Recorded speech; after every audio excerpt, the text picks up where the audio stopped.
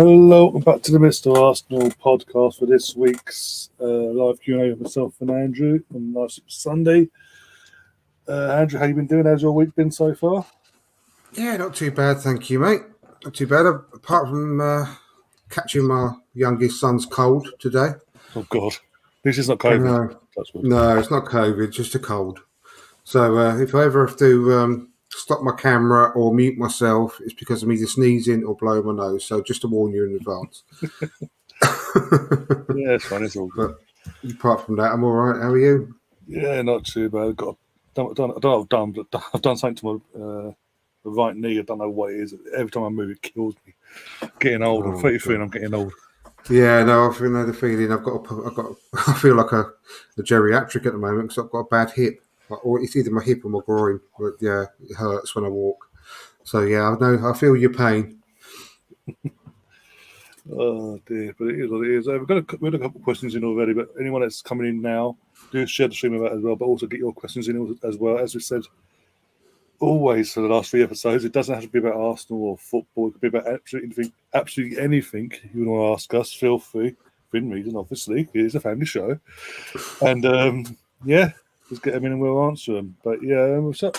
I don't know if you saw earlier, Melvin got a question in one of the group chats that we were in. But I don't know if you saw it. I haven't, mate. I haven't actually. Oh, so okay. Go ahead.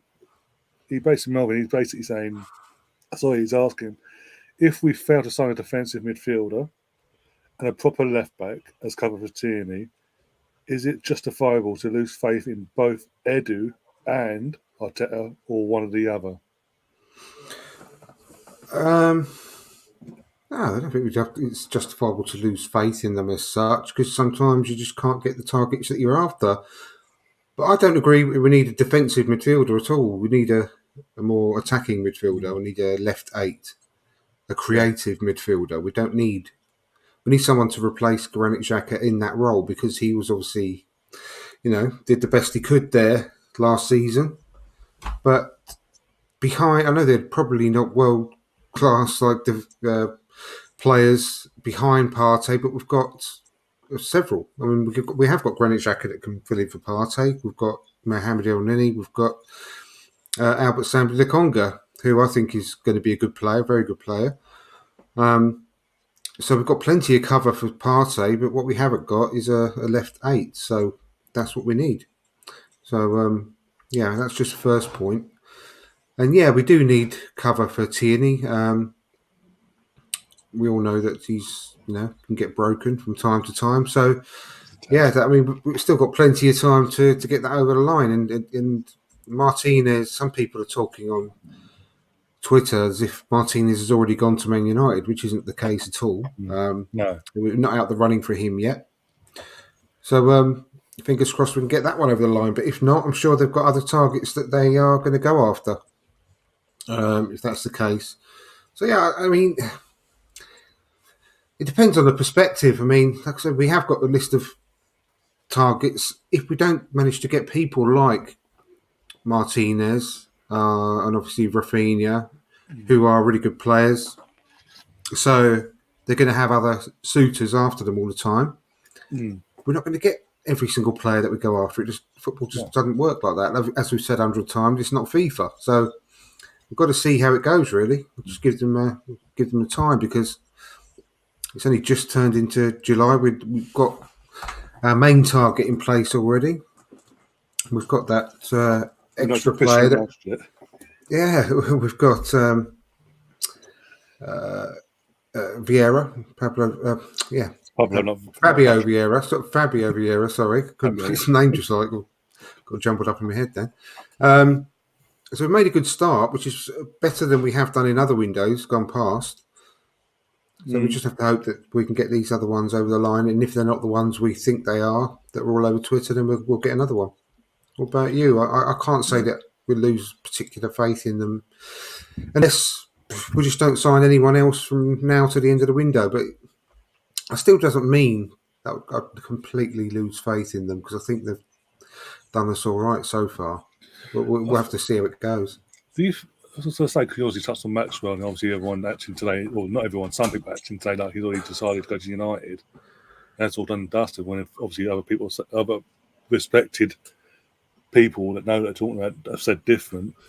Do you think the Rafinha situation has sort of influenced people's mindsets in the last few days in terms of anyone we're sort of interested in? If someone else is interested, their mindset's now like, oh, we're not going to get them in. Yeah, exactly. And we're shit. They're They're convinced going. themselves. They're going there because we're crap, and they're good, and they're yeah. Because I think that's obviously on this week. I think on Wednesday we did a podcast. And I was, in terms of Rafinha, before we get into the actual answering the question from my side, for me it was I was disappointed that obviously at the time it looked like they were going to go to Chelsea, obviously a Premier League rival to us next season. With all due respect, this is before the Barcelona situation came around. But I wasn't losing my mind. I was like, okay, I'm disappointed, but at the end of the day, like you just said, this ain't FIFA. You're not going to get everyone you want, not your first choice anyway. The only one day, as I said on Wednesday, the only teams that get their first choices nowadays are your Man Cities, Liverpools, and PSGs up as well, and Real Madrid, obviously, because Real Madrid and Real Madrid. Other than that, everyone else they have these systems, plan A options, but they don't. They have backups now. It's been like that for Arsenal for years, and people tend to forget. Last year, I'd mention it again during the week. This time last year, we was linked with Andre Onana, who's obviously just joined Inter Milan this summer, this week, just gone. But we're linked with him. But obviously, we wanted to see what's happening with his court case, this, that, and the other, because we were repeating what was going on with him in terms of his ban. It's only after obviously that came about that we went, actually, you know what? There's someone in the league already. It's always not. He's just got me relegated, but we know that we can. It's tried and trusted. That ain't going to need time to adapt. Knows the league inside out, and potentially can play straight away. We don't have to wait until October, whenever it was, when we could actually play. Look up. But in terms of obviously the question itself, do we lose faith in Arteta or Edu or both? It's dependent on for me, it's dependent on if we didn't go on and bring no one else in. If we don't get these starters in, we just go, okay, we've got Jesus in, that's it now. Then there's got to be questions asked, because obviously, surely you must have had a plan B, C, and C. As I just said, if you're not going to, if they go on to not buy anyone, that's telling me you didn't have any backup options, which is telling me you're very naive, and that's not very. That for me would be very concerning going forward, and especially as a big seed. We've got more subs on the bench, more games to play as well, because we're in Europe again, and it's all congested into week after week after week after day in, day out, pretty much, because of the World Cup as well. People need to remember as well. We know our squad's is stripped to the fingernails last year, so we do need to actually strengthen our squad depth more than anything, along with a few first teamers. But I don't think they will. But if they did go down that route, I wouldn't be like totally like, oh, that's it, get both pair of them out. I'd literally, in terms of Arteta being a manager, see what he does in the season. If things improve, contrary to what happens in the transfer market, the worst case scenario, then you've got to take your hats off to him, and then it's down to Edu then do his job in terms of come January and all that when it comes to recruitment there, because it's all on him then. Because obviously Arteta would have been doing his job in the first place, because he's been the manager. It's then down to Edu, and the only way you can really turn on the likes of Edu and Arteta is if this completely falls apart next season. If we go backwards in terms of where we've got the step forward we made last season, even though we didn't make Champions League, and some people are sort of battering Arteta over the head with that still. We still overachieved. We're the youngest team, the youngest manager in the league as well. We had no experience, and I think that and the squad depth was the main reason why we missed out in Champions League for me in the end, because the young players that have been carrying us didn't have that experienced head to sort of just carry them through the last 2 or 3 games of the season to get us over that line. So I'm at the moment, I would say no, but on the edge of caution, only if the only reason I would go against, especially more so Edu, because he's head of recruitment. Let's be honest, he's the main guy in terms of recruiting and all that. Is if things fell apart, in terms of on the pitch next season. If we went backwards and fell backwards into the seventh, eighth role, and things like that, or even worse, then you can go. Actually, you know what? You had a chance. You ballsed it up. Something's got to give, and it's your job. It's your responsibility. So bye bye. Exactly. Yeah. And the other thing is to consider is that it really looks like Z's and Patino are going to be given a chance in pre-season as well.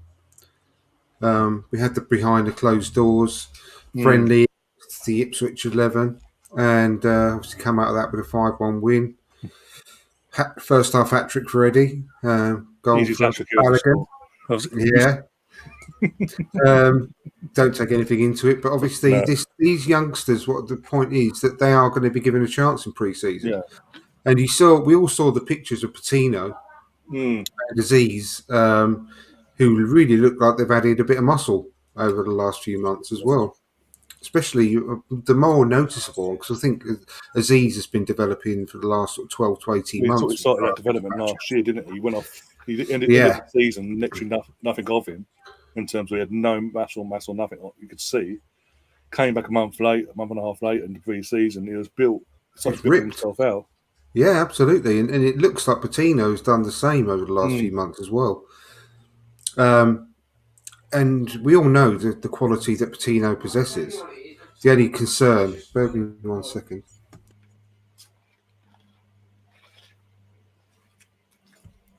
Sorry, just had to tell my kids to shut the door. So, yeah, we all know that the quality that Patino possesses, and the only concern really was that he didn't have the sort of upper body strength to sort of cope. Yeah. If he's added that, then... he's another player that potentially could save us a lot of money in the transfer market. Yeah, exactly. That's the other thing. Mentioned that. And exactly, and that's the other thing I was going to come on to as well with regards to the left 8 position. Is that sorry to keep repeating myself, but I'd like him to have a run there. Well, the thing is, if we say regard we didn't go and buy Tielemans, couldn't buy Tielemans for some reason. Then I don't want us to go and buy someone just for the sake of it, which will then be another hindrance to giving a chance to someone like Smith Rowe, who is already tried and trusted in the Premier League, who's shown what he can do. Can score as well. Exactly, yeah. And I would love him to get a run in the team. And if it means that if we don't buy Tielemans and we ended up putting our trust in him and maybe have Patino as an understudy to him, then they're either going to sink or they swim. But it'd be great for them to have a chance because how else? What other way are stars born in football?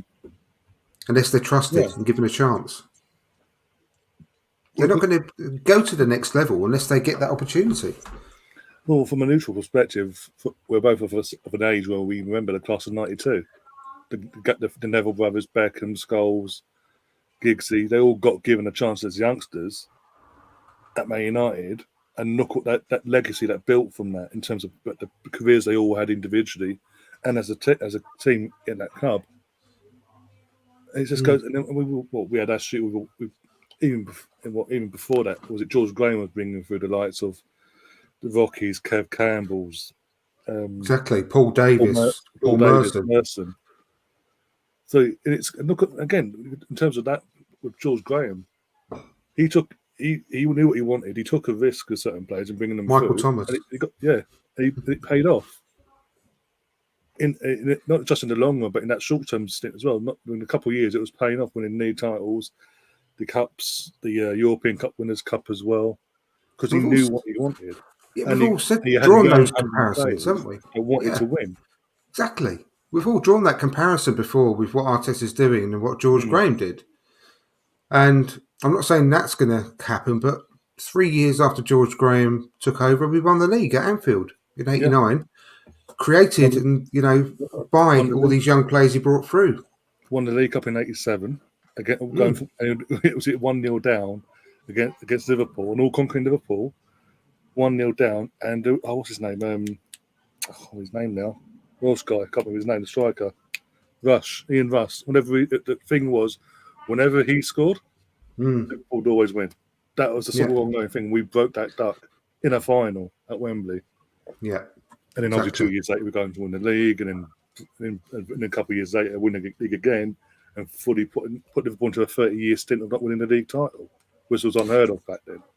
Exactly, yeah. And who's to say that sort of thing couldn't happen again with this crop of youngsters? And that's obviously the idea that they are having, is to build a whole team of youngsters who can grow together, who can learn together, who can bond together, and see the difference year on year as it's going. And if you do buy players just for the sake of it to appease the fans who aren't of the right attitude, aren't sort of born of the club, like Smith Rowe is, for example, and they don't work and they're standing in Smith Rowe's way. Prime example, someone like Willian coming in and stinting the progress of other players like Pepe, for example, and so on, then you could make a terrible mistake. But if you put your faith in them, that can really, really push on a player to the next level, as we saw all those years ago. So it's a tough one, really, because for me, in the way that I love football and the way I've grown up loving football, it is with that aspect in mind, to see youngsters coming through and thriving and becoming a success. And I would love that. I would actually, at the same time, I'd love us to go and get Tielemans. But if we didn't get him and we ended up playing Smith Rowe and getting a really good run of games and getting his fitness properly back, that would almost be better for me than seeing Tielemans thrive. The player that was brought in, if you know what I mean. And that sounds weird. I've got a question here from Creambone66. He's asking, shouldn't we be happy that the calibre of players that we're after are wanted by other top teams? Absolutely. If you look on social media, you wouldn't think that. Social media is like literally since, again, the Rafinha sort of situation arose early in the week, it's like, since then, it's like, Arsenal link with someone, but someone else wants them. Oh, they'll go there then. It's not that sort of, okay. Because people, again, with Fabio Vieira, when we got him, who's he? It turned out Liverpool looking at him. They played Liverpool, by the way, the all-conquering Liverpool, who played Porto last season's Champions League group stages. He briefly played like 20 minutes spell against them in the away game. They were looking at him from now on in. Exactly. But no one mentions that. No one mentions that. They does get mentioned. It gets brushed aside because they didn't make a bid. Only because we got in there and went, actually, you know what? Got it done quick. And the thing is, we did it. We did it without anyone knowing. That's the best thing about it. We got in, got out, then got the player over the line. Oh dear! But everyone, you say people don't really get that. And I was clean by that because I don't think he's been a sub for a while, but.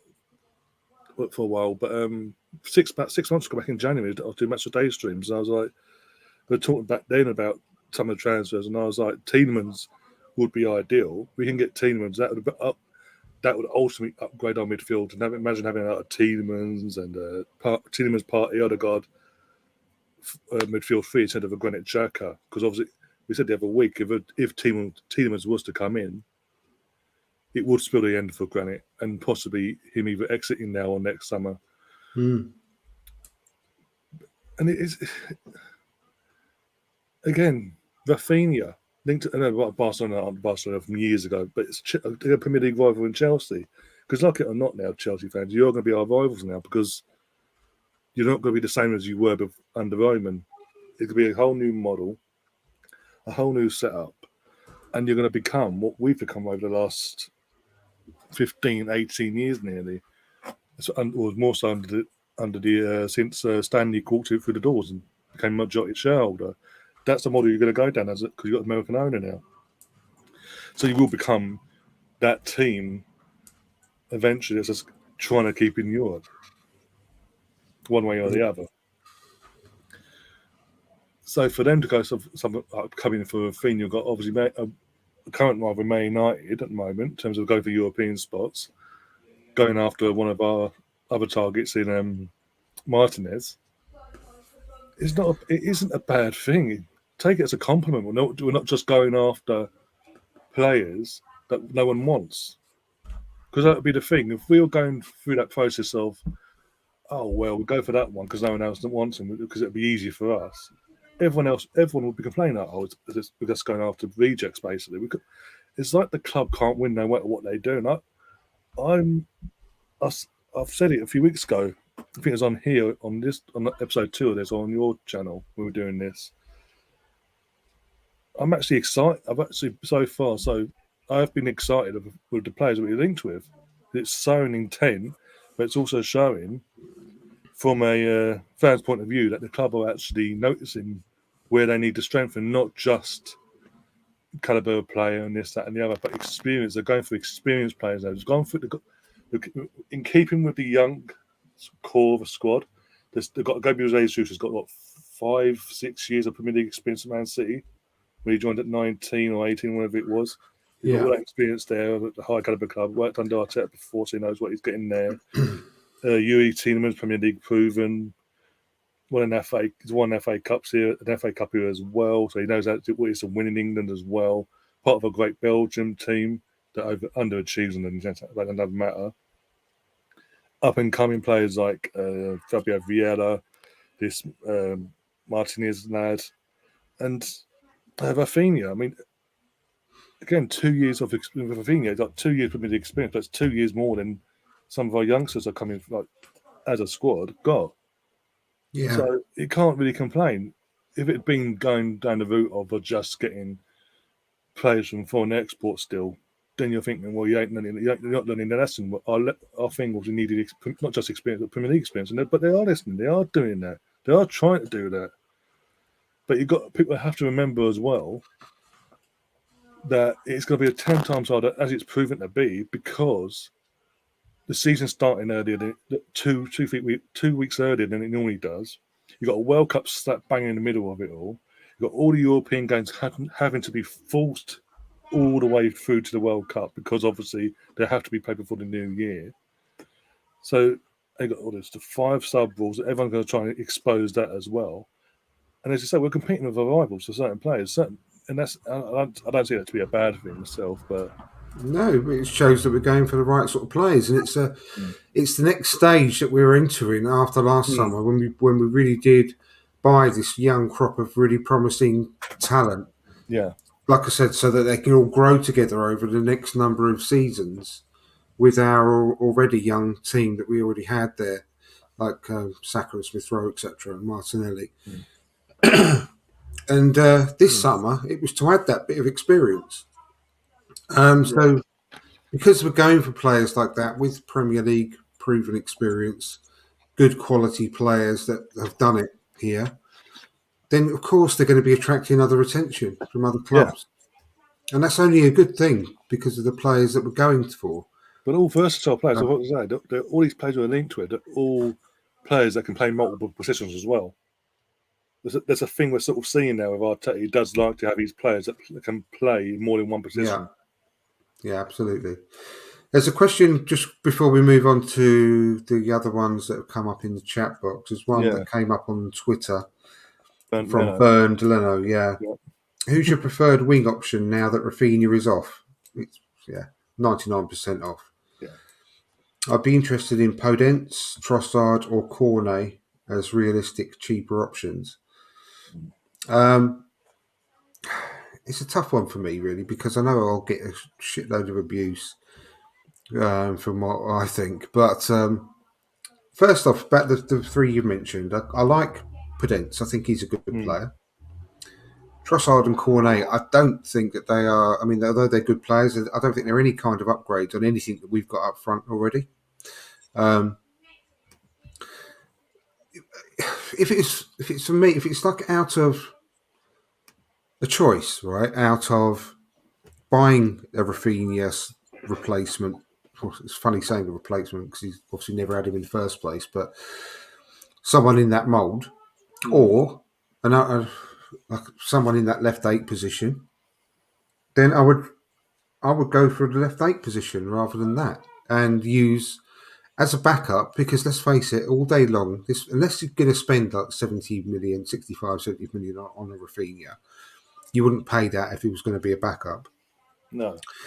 But if you're going to buy someone like the players that Bernd Leno's mentioned there on Twitter, then I would much rather keep Reece Nelson as a backup to Saka for the amount of minutes that he's going to play anyway, and buy a Tielemans, for example, or a player like him. That's what I would rather do, because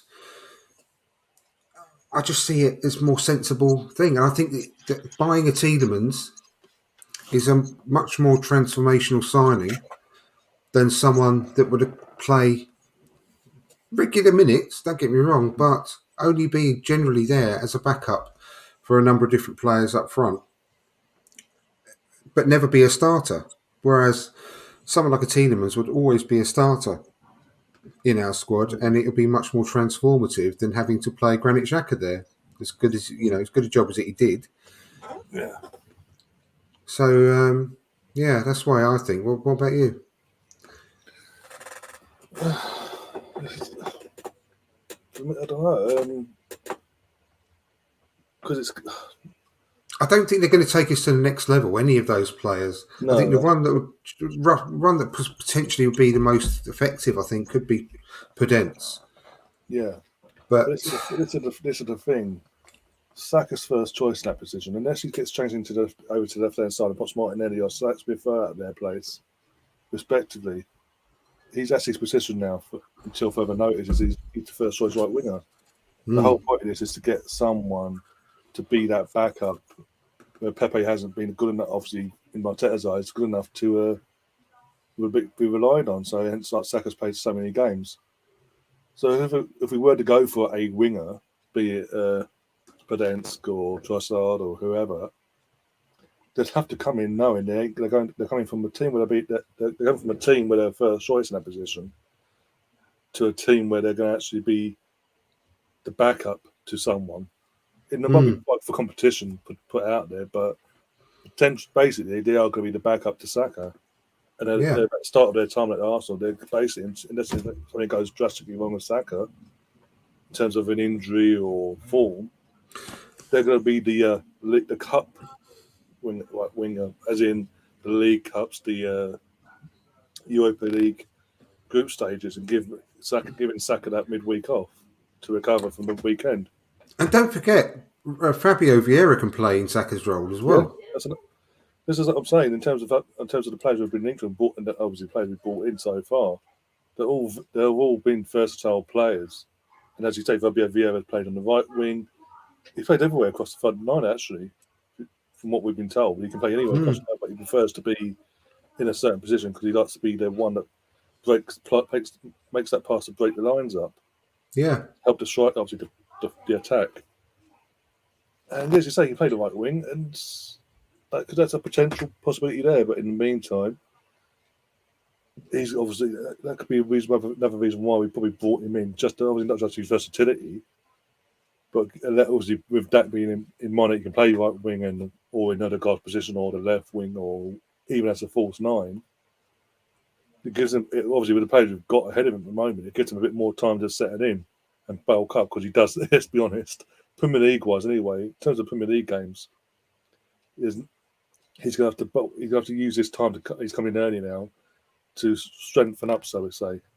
He does look like a twiglet, basically, with all due respect to. Yeah, I mean, I don't think it's going to be too long for him to do that, and it's not a massive impediment. That's another reason why I'm happy that we got him in early. So it gives him that time to not only settle into the new system and new culture, it gives him that time to sort of physically get himself ready. And there's a lot of players that play up front for Man City year in, year out that look very similar to him. You know, like I said the other day, Phil Foden, for example, is a very slightly built player, isn't he? But it doesn't really stop him from being really effective in the Premier League. The one that he's really linked to, Bernardo Silva, is very similar in that respect. So I don't think it's going to affect him to start playing Premier League football pretty much straight away.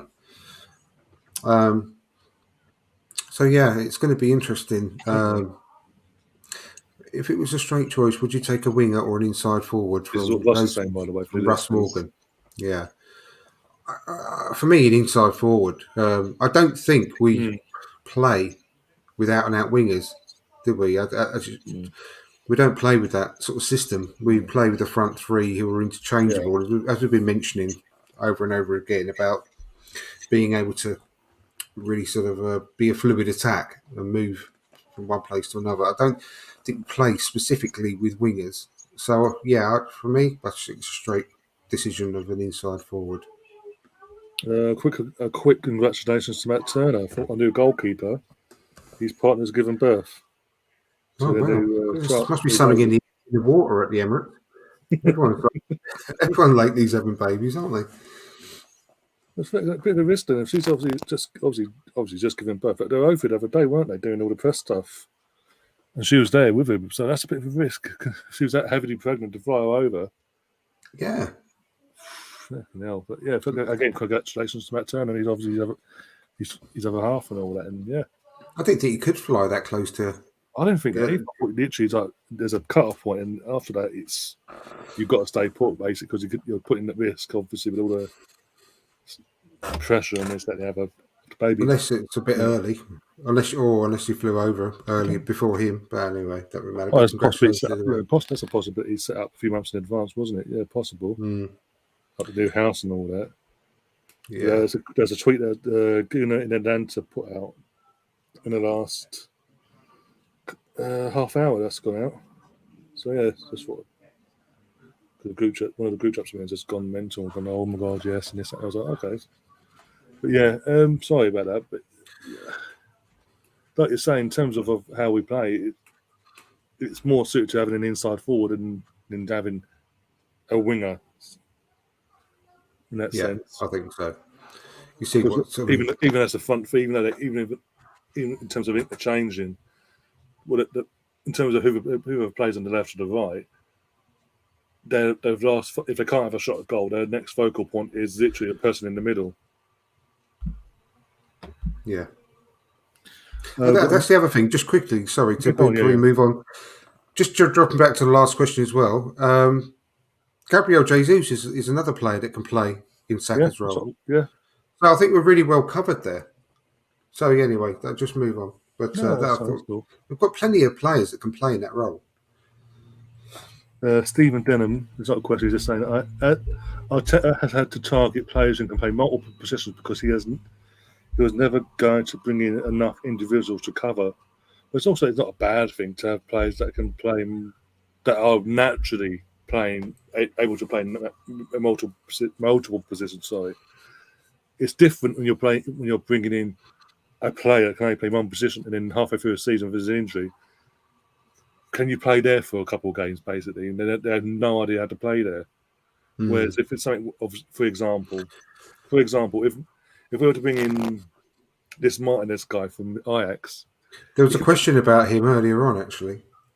I'll look back now. So there's you can play left back, and in the midfield pivot, basically, as a CDM because of how he's built and all that.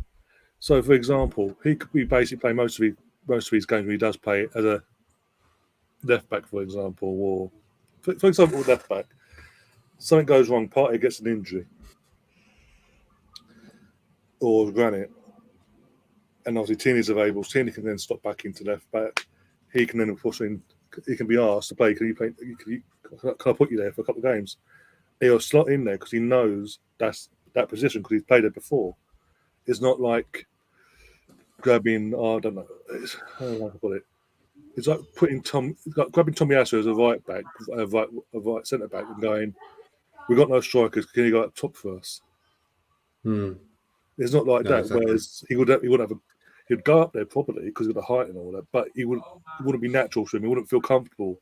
You would see it automatically.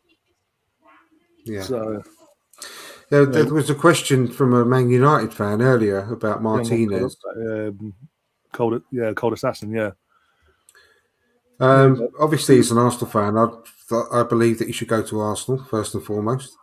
But he said, "I'd love to say Man United, but don't see him starting over an £80 million fridge." So it's obviously true, but I see him much more as a right left back than a centre back. I don't think he's built. He's not tall enough to be a commanding centre back. Although I know he plays there very, very accomplishedly, which which is great. But I don't see either Arsenal or Man United buying him as that. I see him for Arsenal also being a backup for Gabriel, who plays as our left centre back, and obviously Kieran Tierney. And to rotate with him to try and keep Kieran Tierney really fit. So he wouldn't come in to either club, I don't believe, unless it depends who Eric Ten Hag is planning on playing at left back. I don't know what his plans are there. Maybe he is buying him to start at left back for Man United. I don't know. But obviously, you've got Luke Shaw there at the moment. So whether he just rotate with him remains to be seen. Remains to be seen what Eric Ten Hag thinks of him. But for Arsenal, he will be playing a lot of games to try and avoid these injuries that Kieran Tierney is getting all the time by giving him some days off. But I think he would, like I said, I think he would also fill in at left centre back as well. I think also, as a player himself, if he can not listen, if he just take himself away from his agents and all the little people in his head, all the people trying to get his ear and all that all the time, and think of himself, Arsenal, with all due respect, again, we're Arsenal fans, so you could say we're being biased here, but at this moment in time, we're a better prospect. We're 2.5 years since Arteta's been here? Yeah. 2.5 years into his regime project, what you want to call it, process, basically, and we are, with all due respect, on an uphill trajectory. We're going in the right direction. Last season will suggest we're going in the right direction in terms of progressing and looking to go and compete at some point in the next year to year and a half, be a competitive team in the league in terms of going compete for the title and all the major honours along the line. Pretty much what Liverpool did, but it'll take a bit longer. But yeah. Whereas United, if you look at, again, taking out the Ronaldo situation, came about yesterday, to decide for a second, if you're a player, taking out the question, it's Manchester United here, the name Man United. You're looking at that. They're saying they want you. As a player, do you really want to go there with all the stuff that comes out week in, week out about that club? The player pool, the owners, this, that, and the other, the fans, turning on players, turning on managers every 2 seconds. Whereas you've come to us, you've got idiots in our fan base. All clubs have that in their fan bases. Let's be honest, nowadays, sadly, in our case. But last season proved more than anything, our fan base has actually become more unified. Myself, you, everyone in the chat here, and basically the match going fans as well, the ones that actually see it week in, week out, not just live, but on a grand scale of things. We can see it properly compared to ones that are complaining. The majority of the fans are together as one, and actually with this, I mean, I was there for the last game of the season in 7. We'd won 5 and we just missed out on obviously top 4. It was off our own doing, but that stadium was still full 25 minutes after the final whistle when the players are doing their lap of appreciation, lap of honour, whatever you want to call it, and the fans were actually applauding them, singing along to the Northumberland Faithful song and all that. And again, when you compare that to the last time fans were in the stadium before, in terms of a lap of appreciation, was under Unai Emery. We missed out on top 4 the week prior. It was Ramsey's last ever appearance. Exactly, yeah. It was his last ever time there, and half the stadium was empty. Over half the stadium was empty. Yeah. So there's clear improvement there. So if you take all that in consideration, actually, again, you can accuse us of being biased or not, we are the better project going forward. We've got a young, youthful squad that are going places in the right direction. And again, I said this throughout the season, when you're considering that, obviously, in terms of our back line, the goalkeeper, just came in. Tomiyasu, right back, just came in. Ben White had just come in. And obviously the only ones that have been there a bit longer, a season or two longer, was Tierney and Gabriel in terms of the first choice. So over half of that back line had only just come in, but you wouldn't have noticed that at the start of the season. You wouldn't realise that. You would have thought they'd been playing for 2-3 seasons together because of how much stronger we looked with each other, communication with each other. And now you take that and then add in Saliba coming back, touch wood. Potentially this Martinez lad, if he comes in as well. You've got Matt Turner as a backup to Ramsdale, sorry. And with either Cedric or, I don't know what's happening with Hector, if he's going or not. One of them two being a backup to Tomiyasu. We've got strength in numbers then. It's a more unified, not just in terms of the squad, but just the club in general. We know where we're coming from. We all sing of the same hymn sheet for the entire club, from the men's team to the women's team to the under-23s to the under-18s, etc., etc. I mean, we haven't mentioned it yet, but at some point over the course of this week, I think it's Wednesday or Tuesday, it came out that the club are interviewing Jack Wilshere as potential of being one of the youth managers for either the under-23s or the under-15s. The under-18s. Under-18s, sorry, yeah. Yeah, that'd be great, wouldn't it? So again, it's the club are doing the right. Even though he hasn't got, you will say he hasn't got coaching experience. They're looking at, well, Freddie didn't have experience, and look what he did. Because he was. That's where coaches start, isn't it? Yeah, because in terms of, for example, Saka, it's well known now. Saka, when Nuremberg came back the second time round and was the head coach for that season, Saka thrived off that. All the players did, but Saka was loving it because obviously he was playing in the under-23s in that position that Freddie played. So every time he was going to Freddie, asking the questions, wanted to improve, and because it was what Freddie was and what he was to the club, that meant more to him. And it gave him more confidence. He actually you know what? Not only did you play in that position as your player, but you did it for this club, and the fans love you. And you know what? You weren't that bad either, was you?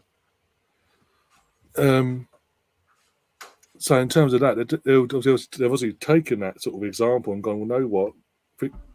How about if we can do that with someone that actually came through the academy? Maybe didn't have the career because of injuries, but he came through. He knows what it takes, and he'll get that instant respect from the youngsters as well because he's doing what they're doing what he's done there. He's done in his career. Exactly, yeah, and he's already been working for the last how many months as well. Yeah, before he went away, and playing, training with like Patino and players like that, Hutchinson and who are coming through, and the amount they could learn from him, and good and bad, so he can obviously give them some good advice about staying fit after the fact that he couldn't. He's been through it all, with all his injuries and everything, and how. I just think he's got so much to give at that level. I think it'd be great to get him on board in some kind of manner, whether it's the 18s or 23s. I think it'd be fantastic. I'll come back to this question I had on the screen in a second. Bear with me, but I've just seen this point from Mark Green actually at the bottom of the screen here. Just touching on what we're talking about here. He says United, obviously we're talking about Martinez to Arsenal or United, who do prefer. Even this sort of speaks volumes that someone like Frankie de Jong, who's a young up-and-coming player, absolutely talked of all from everywhere. Everyone is an absolute fantastic player. I'll take him. If we needed someone in that position, I'll take him. Put it that way. Even he doesn't want. As Greeny says in the chat, De Jong would rather take a pay cut at Barcelona than go to Manchester United.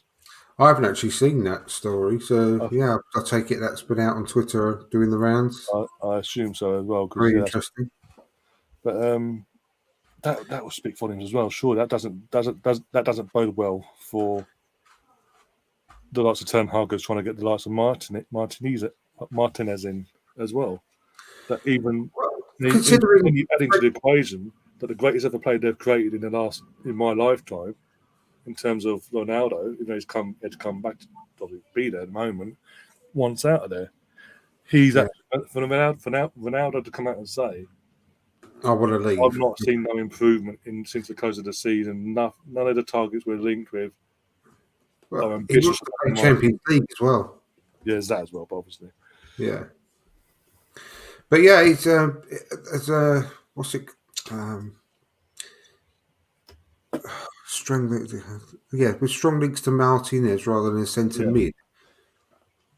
Would Arteta consider playing a back three with two in midfield? Well, obviously, we've got the ongoing links with gone on before about Tielemans, but it's an option. But I can't see it. I mean, that's The thing is, we don't even know. it's the way Spurs play a 3-4-3, isn't it? And Yeah, it's he would have to do it in a different way because God, I can't watch that turgid football that Spurs play. But there is an option there, but I can't see it. I mean, he was going to a back three only really when we were holding on to a lead last season, wasn't he? Yeah. It's not something that I can see that he would really try and push towards. I might, completely might be wrong. Again, we don't even know what players he's going to be keeping on. No, exactly. But we've got three amazing centre backs now. Obviously, he sticks around, but I can't see it. I really can't, and I don't think he wants to go down that route of holding on to leads and sticking on a Rob Holding with 20 minutes to go. He wants to, as we've mentioned so many times, about keeping possession, to defending by keeping possession and keeping the ball in the opposition's half as long as possible. And I think that's why he's looking at all these technical players who are willing to do that and able to do that. So, although of course it could be a good option, but I really can't, in my heart of hearts, see Arteta going down that route. To be honest with you. Also, Colonel was saying that he's asking. It's quite clear that Gnabry, or Nabry, as pronounce it, wants to rejoin. Why are we persistent as a club not to resign him? I think. Where is it that he's clear that he wants to join us? Really? Well, he's come out and said he's got previously he's come out and said he's got unfinished business at the Premier League and at Arsenal. He wants to sort of come back and sort of right the wrongs of what went against him when he was a kid. When the Welsh Tony Pulis, the idiot that he is, told Wenger, no, he'll never make it in the Premier League. He'll never make it at top level. Fucking playing for Bayern Munich now, for God's sake. He's won a Champions League. Yeah. No, he's a German international, but no. Obviously, he got 1 year. I think he's got 1 year left in his contract, and there's an offer on the table. He doesn't want to sign it. And I think, in terms of us being persistent not to go and resign straight away, it's because we've got. If it is the case, we'd go and sound out first off and talk to him and his agents or agent, and see if he actually would he consider coming back as a player before we even go to Bayern Munich. We're going to him and make sure it's definite, not going to waste our time. But also for a player to be publicly out there in terms of not signing a new contract and basically sounding that he wants a new lease of life somewhere else, it's not hard enough right to see this. We can go after. There's other players that we need to get over the line that haven't publicly put it out there that they are looking elsewhere for a new club, that we need to get over the line first. I think with someone like Gnabry, that's going to be, if we do go and get him this summer, that'll be one of the last deals that we do this near the end of the window before the season starts, I'd assume. Because, again, even though he's come from Germany, it's been a few years since he's been in the Premier League, because he's played at the club before, because he knows what it is about everything about Arsenal and all that, and how the club is what it is, and the culture of London is as well.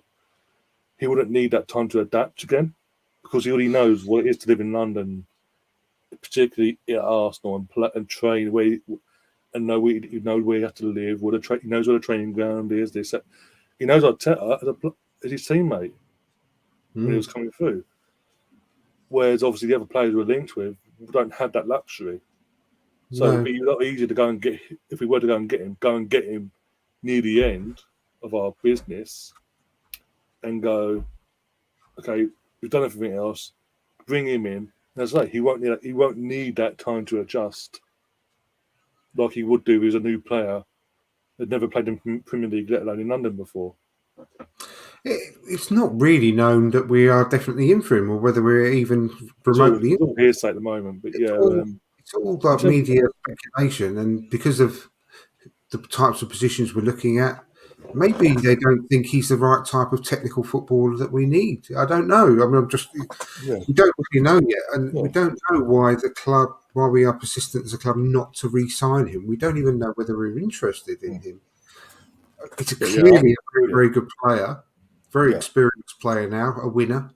Yeah. But whether Arteta sees him as the type of technical footballer who is great on the ball, who can keep possession, as well as whipping in great balls for Lewandowski to bang in the net every single 5 minutes. It remains to be seen. I'm not saying that he's not that kind of player. Don't get me wrong. I'm just saying we don't know what Arteta and Edu and everyone else thinks about him, and we don't even know whether we're in for him. So it'd be an interesting one. Obviously, I'd take him straight away. He's a brilliant player. But again, is he as adaptable? What I mean by that is, can he play in all three positions along the front? Or is he purely just more of a right-sided or central player? I don't really know. I think he's played. I think it was a couple of years ago when he did that 4 goals against Tottenham. He was out in the wing, but in that season in particular, he played. I think on either wing. It was just whatever, depending on the opponent, obviously. It would play on either the left or the right hand side. I don't think because obviously Lewandowski obviously, unless he's injured, would always start down the middle. But in terms of across the front, in terms of obviously across the front, I know you can play both positions, both wings, but I think I don't know. I don't what's Bundesliga religiously this season, especially even though it's on Sky, to say that's his position. He can only play that position. So I'd have to go and have a look at his stats and obviously where he plays normally and this and the other. Mostly on the right, but again, I just don't. I think and I'll go along with what you say. I don't think it's something that we need to sign right now. I think it's a sort of a signing that you would make it towards the end of the window. I think we've got more pressing priorities, as we've already touched on. Well, this is a good comment actually from Tezzy in the chat. Maybe the Arsenal have looked at Lukaku going back to Chelsea and saw how that backfired on Chelsea. Yeah, it's definitely not a guarantee that it's going to be a success if he comes back. It's like, when you're talking about relationships, they always tell you not to go back, don't they? After you split up with someone, just remember why you split up with them in the first place. And if you get back with them, it could probably end up in tears. So you never know. Yeah, that's right, Tezzy. And he's also got or she. Sorry, I don't know. Yeah, go on. What wages would Naby be expecting? And Creambone 66 replied with, I think he's close to the 150k mark. Yeah, and that's the sort of figure I was going to say. Creambone 60. I think he is around that sort of mark. I don't think that Bayern are the biggest payers on wages across Europe. They're a massive club. People just want to go and play there. They don't have to pay players massively over the odds. I do think he's on a realistic salary. If he wanted to come back to us, for example, obviously he'll want a nice hike. So we'll probably be looking at the similar sort of wage that we're reported to be paying Jesus, which is around the 200k mark. Yeah. So that's the sort of figure I think you'll be looking at, to be honest with you. And say that's the sort of going rate for a Champions League winning and multi-league winning player. So. I've got a question here from Russ as well. Another question from Russ actually. I'll bring it up on the screen. Sorry. Is it better to bring in a player who's a specialist in one position or a player that can adequately cover a few positions? I think we covered this already, haven't we? Really, maybe the sort of question. Yeah. pretty much. I mean, I honestly, in my old sort of head, and the way that I love football being played, I do like specialists in each position. Really, in an ideal world, I do like a Nigel Winterburn at left back, a Lee Dixon at right back, and Cadams and Keown or Adams and Bold in the midfield, central defence. And I think that's great to have key specialists in those positions. But that's not football anymore, is it? And I think that they're trying to, between Pep, well, obviously it's Pep, and then now Arteta's trying to emulate Pep. He's trying to bring back the sort of the total football of Ajax in the 70s and Holland in the 70s. So they do want players that can play anywhere on the pitch. So that's the way it's going, really. Mr. Bungle, sorry, Nabry's been seen in Piccadilly Circus today. McDonald's today buying a Big Mac quarter pounder and 4 cheeseburgers and a McFly Malteser. And he's got a personalised number plate in a kind of car driving around London. Yeah, saying Nabry, North London is red. Definitely. Oh dear. Creamblood, again, another question saying, taking Martinez out of the equation, who, in your guys' opinion, will be our next signing? That's a good question, actually. Yeah, it is. I think it's a midfielder. I think because obviously Jesus is yet to be announced. I think that'll be announced tomorrow now. Because I think it was from what I'm hearing, Jesus was meant to be announced Friday afternoon at 5 o'clock. But because Salah was announced his extension, they thought that would take the shine and the attention off of our news of Jesus' announcement, so they've delayed it apparently. So I think that'll be announced tomorrow. Who gives a flying one? What Liverpool do? Who cares? Yeah. I know, but you know what the club's like. I've got a sneaking suspicion that all of a sudden things will just ramp up really quickly with Tielemans and that'll get over the line. Yeah. I really do. I think that'll be our next signing. I've just got a sneaking suspicion. And I know that there's quite a few comments earlier on about other clubs being interested in Tielemans and Newcastle in the mix. I just think he will come to Arsenal if we get we've agreed with wages with him and his representatives.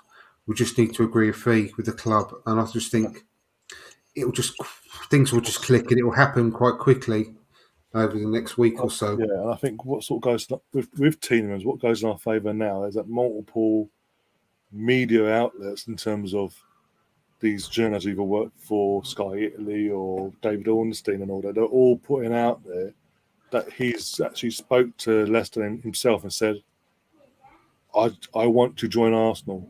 Obviously, apparently he wanted to join us before he went to Leicester, but obviously at that time he couldn't guarantee him first team football, whereas at Leicester he could. Now he's got that experience. He said he wants to come to us now, and I think that goes in terms of price tag.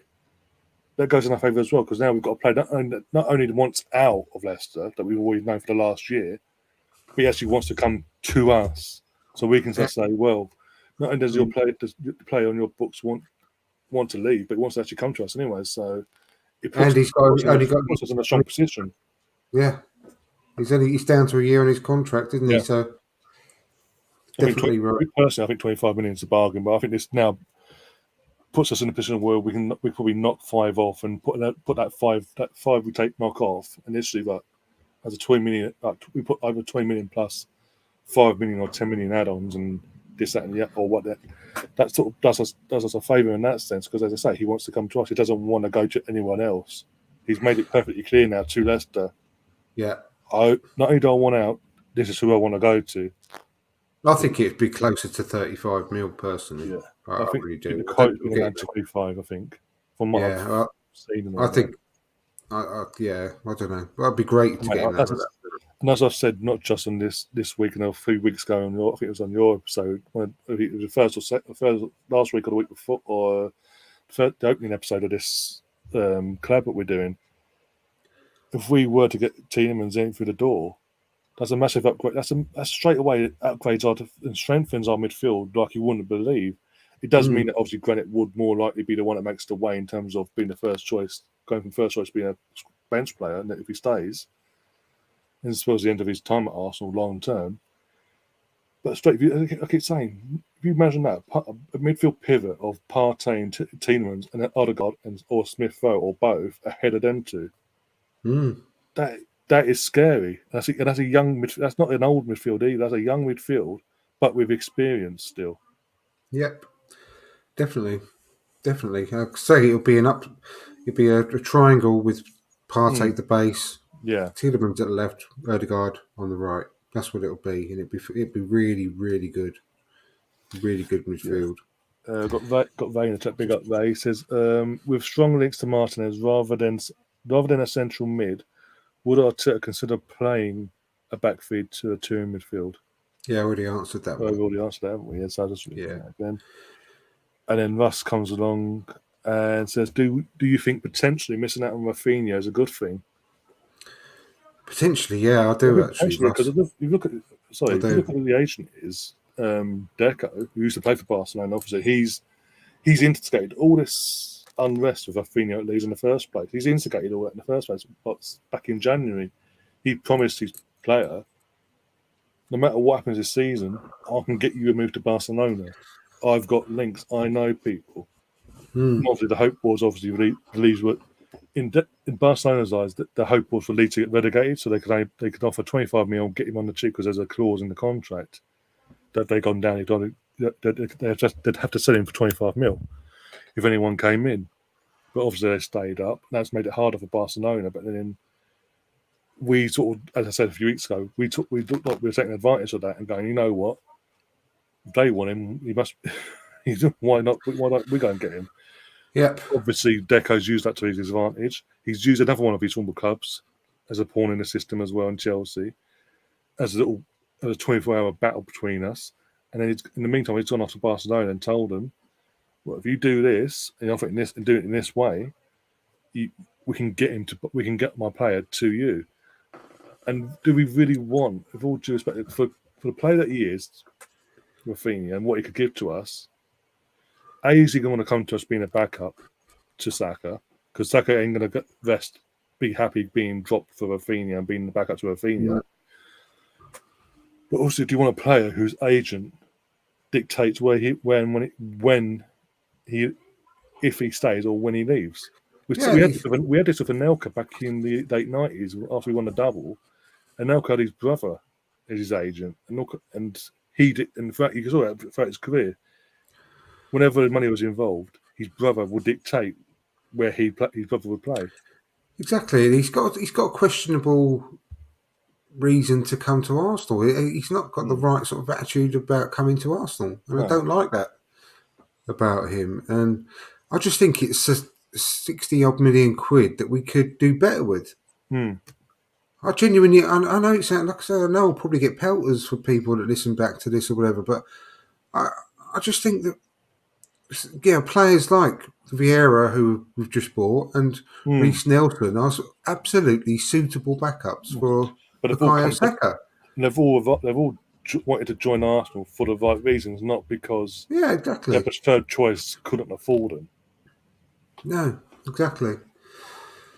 So, anyone want to put one or two more questions in before we finish up? We've obviously been going this nearly hour and 5. So, if we get one or two last questions in to the chat box before we go, that'd be absolutely fantastic. Yeah, but whilst waiting for you guys to do that, I'm going to ask Andrew a question about, obviously, we said about a few weeks ago when sports we sort of watch casually and all that. Wimbledon's only started this week.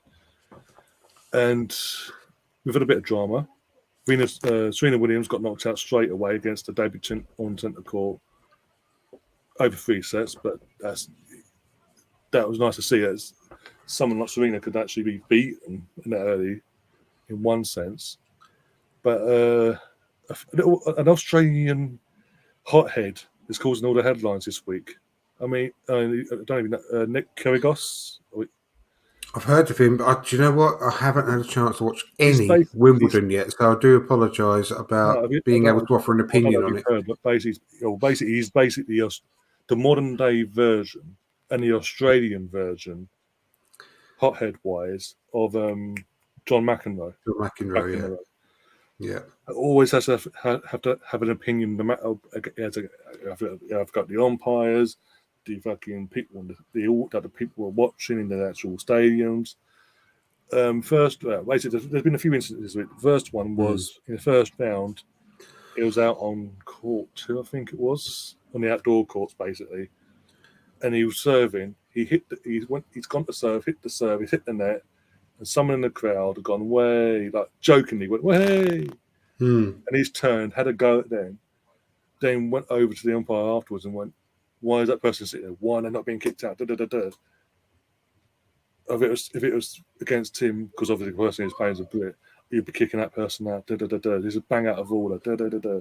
Goes on to win the match. He then turns towards the person and spits in their direction, like literally, and gobs out. And then apparently, then surfaced later on that day that he's also taking personal digs at the umpire, not just the umpire, but the people, the staff that obviously the ones that obviously they're standing and making see if the ball goes in or out or not. Yeah, line judges. The line judges, and basically one of them he said, "You're too old. You're too old to be doing this. Your eyesight's a load of shit." Like live on TV. And then yesterday, I think he had played a match against some Greek guy yesterday. Again, I don't know the Greek guy. Both hotheads themselves, and he's wound the guy up to the point where the guy is literally just getting frustrated and hitting the ball back in that pure anger. And he's like, "I'm not a bully, but it's causing more controversy than positivity." And for me, I mean, he's got a reputation for this. Every Grand Slam he does this. He's he's like number 40 in the world ranking. But every competition he does this, there's no consequence to his actions. It's like he's allowed to get away with it, and the more he gets away with it, the worse he's getting. Good. I absolutely love it. I think I love. Apart from spitting at fans, obviously. That was exactly what I was going to say about the caveat. The only thing I don't appreciate whatsoever is the spitting. That's disgusting, and he should get a fine or a ban for that alone. But the misbehaving on court and all that sort of stuff, I think it's been missing from sport and obviously especially tennis for the last couple of decades. It's got boring and stale in so many cases, and the players are just almost mechanical in there, especially in the men's game. The serving just means that it's so good and so powerful and so hard nowadays that there's very few really good rallies going on. It's just a game of who can get the most first serves into the court. But yeah, back in the days when you did have the John McEnroes and Ivan Lendls and all those sorts of players, I just think it's missing those types of characters. So good on him. I like it. Apart from, as I say, the caveat that the spitting is disgusting. I can't agree with that whatsoever. No, exactly. We've got a question from Adam and his pants saying, "How many through the door at Arsenal? How many more? What it means? How many more come through? I think we'll get three or four, three main players, and maybe another squad player." I can only see two more, to be honest, personally. But that, if you can get three or four, I'll be over the moon. It'd be one of the best windows of all time if we get the good targets in. I can see a couple more. Yeah, I'm just thinking with obviously, even though we've got pledges, we've got Miguel Aziz, Charlie Bettino, and all that coming through, and obviously I think was it Bill? He's been sent out on loan this season to is it Germany or something like that? He's been sent out on loan. Who? Sorry, Biff. Yes, yeah. Been sent out on loan. Yep. I just think with the five sub in all competitions now, that's going to be a major factor in the transfer market. That we might go for an extra couple players just to stretch out the squad. Sorry. Well, we mentioned, and you just sort of touched on it there. I do honestly think that Aziz and Patino, maybe even Brook Norton-Cuffy, who's been on international duty, obviously won the Euros with under 19 England side. Congratulations to them. I think they've got a real good chance of getting quite a few minutes this season in the lower sort of cup competitions to get them really started. I think they're going to be more. Sorry, I was going to say, as you say, caught enough deal could be his name. He's really North- impressed in the last. He's really impressed in the last 12 months. Obviously, at Lincoln, he really impressed. Got his first professional goal, but really impressed in that was the League One. But they got promoted haven't they? Lincoln that season. Obviously, he's then gone on and done what he's done. Obviously, midweek as well against Israel, winning 3-1. I think got the assist for one of the goals, didn't he? Headed it back to the goal scorer. But he's had a brilliant tournament overall. Yeah, he's had a brilliant tournament overall. Again, as I say, congratulations to the under 19, 18 to 19, isn't it? 19s, yeah. Under 19s, second win in the last 4, I believe. Last 4, yeah. So it's brilliant, absolutely brilliant. Yeah, so there's a potential there that where, as you say, we could keep potentially maybe with these 5 subs as well, being Europa League, that we keep him on and give him a run at in the early stages of them competitions, basically, and see how he goes from there. And then reassess things, as I said about someone else in Balogun, that was it. Balogun, reassess, keep them for now, but reassess things in January. Yeah, exactly. Here's another question. We've got a couple more questions and we'll wrap things up. Creambone66 says, in my opinion, we are going to have a good crack at finishing 3rd. What do you guys think? I'll start with you first on that one. I think I've got no issue with that at all. I think I've got a really good shout, to be honest with you. I think we're going to be a lot more. We were consistent in large spells last season, but I think we're going to be even more consistent over a longer period next year. I'm going to score more goals, that's for sure. This is the thing. I mean, people are going about Tottenham having a fantastic window so far. Five players in. Out of the 5 players, one's a 30-something-year-old goalkeeper back up to another 30-something-year-old goalkeeper. Yeah. Perisic is 34, has no experience at Premier League level, could absolutely backfire. They've spent £60 million on a backup to the front three of Son, Kane, and bloody Kulusevski. So there's no real improvement there. I don't really rate the side anyway as a whole. Over the course of the season, he's ever shown me over the course of the season he can be consistent, game in, game out. It's hit and miss when he turns up. You've got Basuma. I think that's only really, in my opinion, decent signing they've made. And even then, there's a dark cloud over him for other reasons, obviously. Yeah. And I think they're looking at the Jed Spence. And again, they've got to be like 15 mil rumoured apparently for him. They do get that over the line. Is that really a great window for a team that's in the Champions League compared to a team that finished 2 points off them last season and has already obviously got a young lad in Martinez.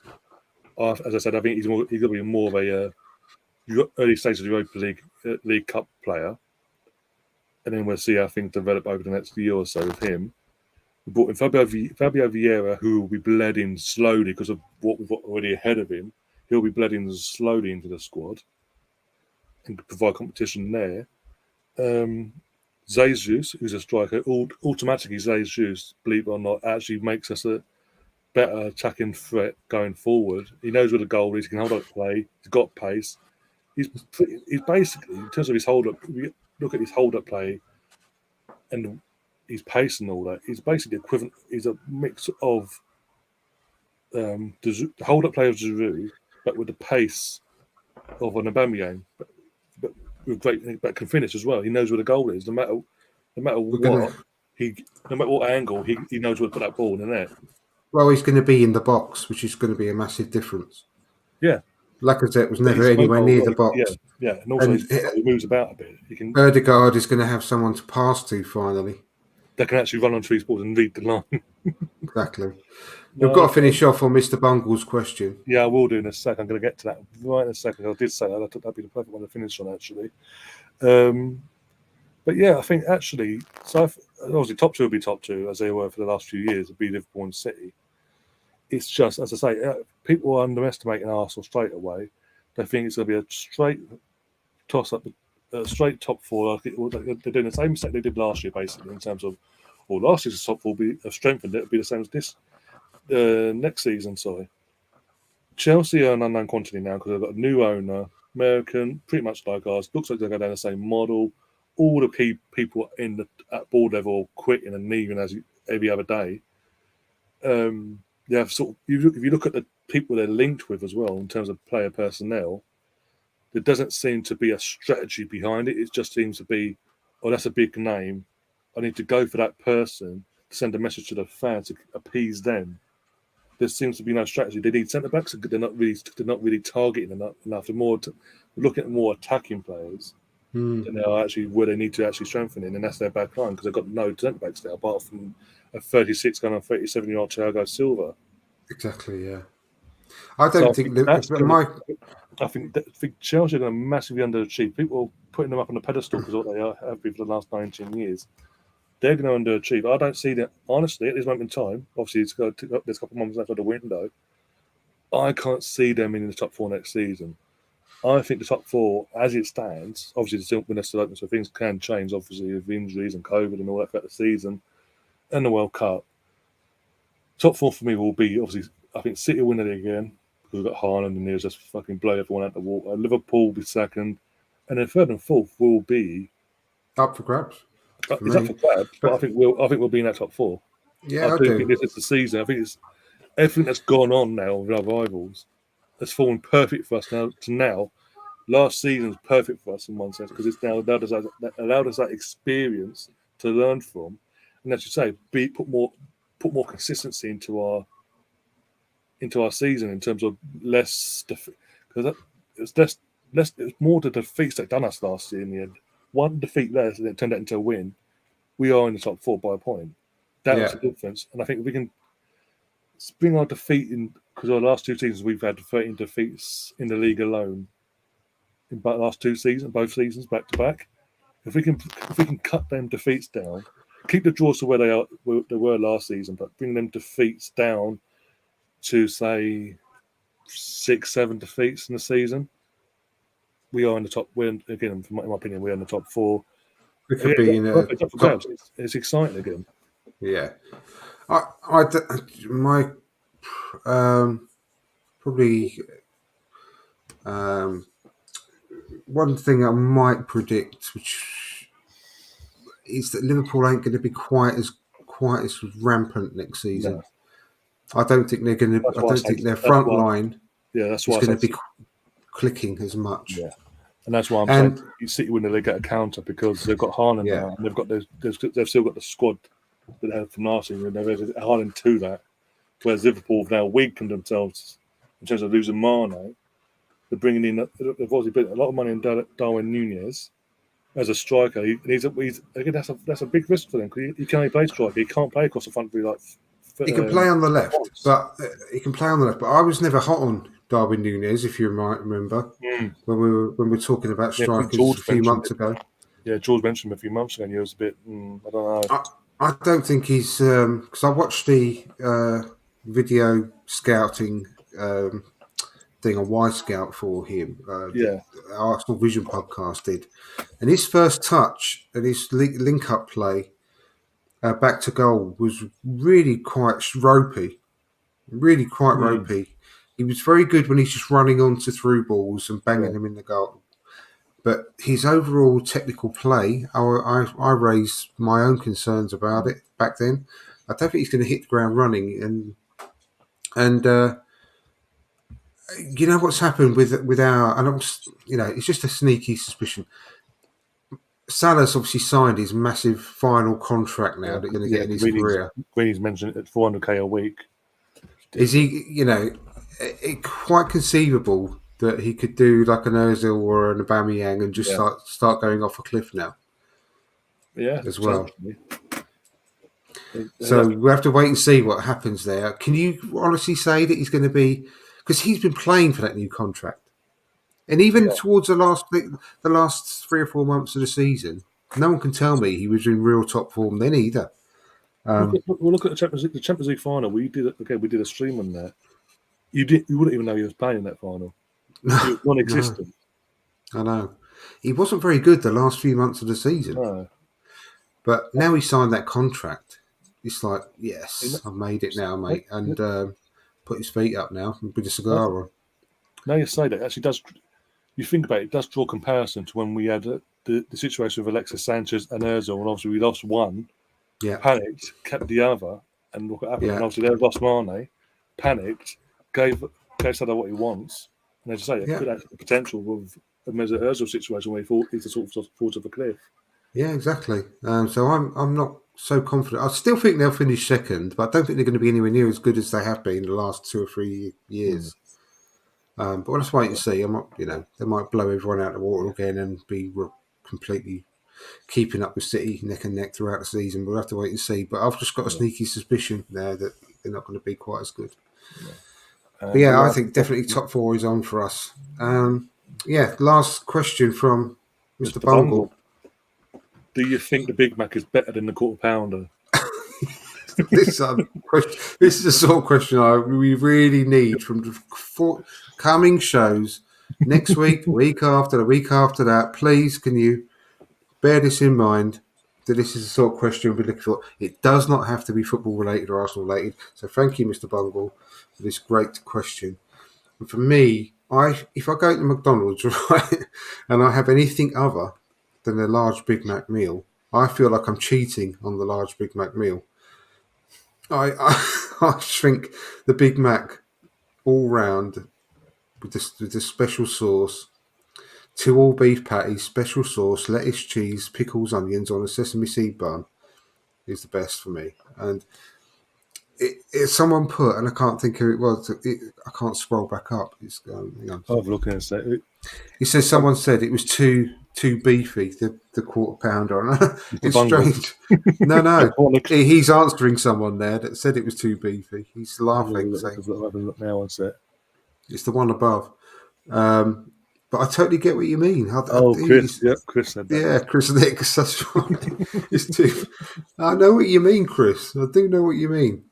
But yeah, I do like a quarter pounder, but I do think it's the Big Mac's the king of burgers for me. What about you?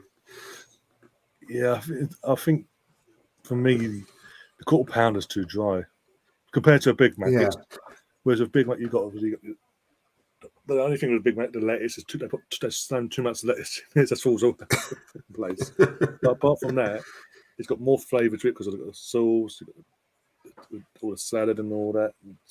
Yeah, the pickles. It's just more better, really. I just prefer it more like a bit more juice to it compared to a quarter pounder. Is literally the burger, bit of cheese, and then the mustard and the ketchup, and a bit of onion. Do you know what? As well, I'm not that keen on the grand Big Mac when they do those as well, because that's the same sort of thing as the quarter pounder. Yes, it's a bigger version, yeah. But different, yeah. Yeah, I'd rather have 2 Big Macs than a grand Big Mac. With extra sauce. But I have a large Big Mac meal with a cheeseburger chaser. That's what I have.